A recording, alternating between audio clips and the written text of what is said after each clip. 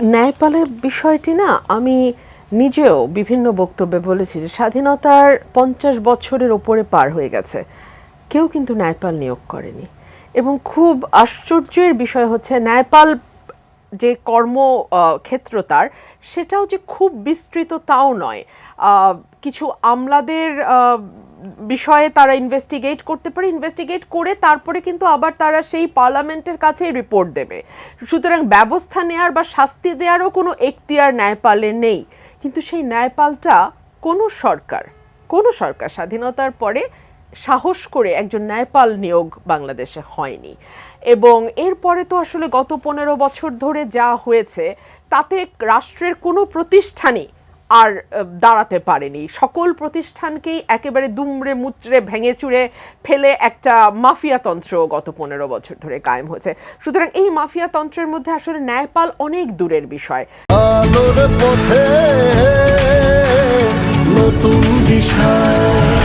যেখানে বিচার বিভাগের কোনো স্বাধীনতা নাই, যেখানে সেপারেশন অফ পাওয়ার বলতে কিছু নাই, মানুষ দিন শেষে বিচার দেয় প্রধানমন্ত্রীর কাছে, এবং তারও কয়েক বছর পর আমরা দেখলাম মানুষ বলা শুরু করলো আমি আল্লাহর কাছে বিচার দিচ্ছি। মানে প্রধানমন্ত্রী আসলে আর কিছুই কোনো রকম কোনো বিচারের বিষয়ে যেহেতু কিছু বলছেন না, সো লাস্ট রিসোর্ট হিসেবে কতটা মজলুম বাংলাদেশের মানুষকে করা হলে যে মানুষ শেষমেশ আল্লাহর কাছে বিচার দিচ্ছিল।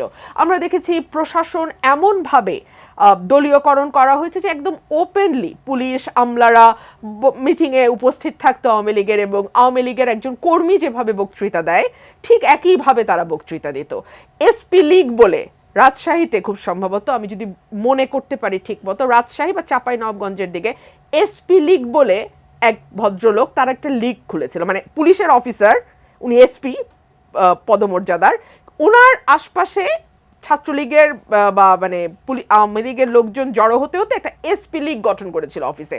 এইসব প্রথম আলোর মতন পত্রিকায় এসছে, কোনোদিন কোনো ব্যবস্থা নেওয়া হয়েছে বলে আমরা শুনি নাই। সেই রকম জায়গায় যখন একটা রাষ্ট্রকে নিয়ে যাওয়া হয় তখন ন্যায়পাল আসলে অনেক দূরের ব্যাপার। তবে হ্যাঁ, আমরা যেটা বারবার বলছি, ৫ই অগস্টের পর আমাদের নতুন যাত্রা শুরু হয়েছে, অনেক স্বপ্ন নিয়ে যাত্রা শুরু হয়েছে। আমরা কেউ জানি না যে আমরা সেই স্বপ্ন অ্যাচিভ করতে পারবো কিনা, তবে হ্যাঁ প্রত্যেকের একটা বিশ্বাস আছে, আশা আছে, স্বপ্ন আছে যে আমরা অ্যাচিভ করবো। এবং আমরা প্রত্যেকে যদি যার যার জায়গা থেকে কাজগুলো ঠিক মতো করবার চেষ্টা করি, আমার মনে হয় যে সময় লাগবে। যেভাবে ভাঙাচোরা হয়েছে, প্রধান উপদেষ্টার কথা যদি একটু লক্ষ্য করেন দেখবেন উনি বণিক বার্তাকে একটা ইন্টারভিউ দিয়েছেন, প্রায় ২০-২১ মিনিটের একটা ইন্টারভিউ।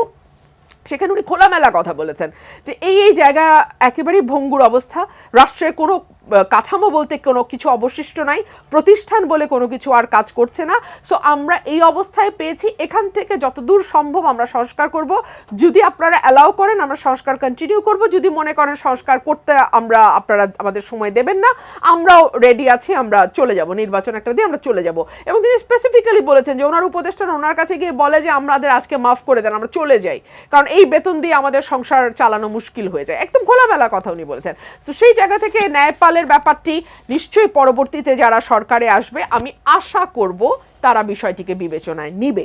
আর অপকর্ম চলবার কথা যেটি এসছে, আমরা বিভিন্ন জায়গা থেকেও খবর পাচ্ছি যে আগে যেই চাঁদাবাজি লুটপাট একটা তন্ত্র কায়েম হয়েছিল, সেখানে কিছু মুখ বদল হয়েছে, কিন্তু কার্যকলাপগুলো চলছে।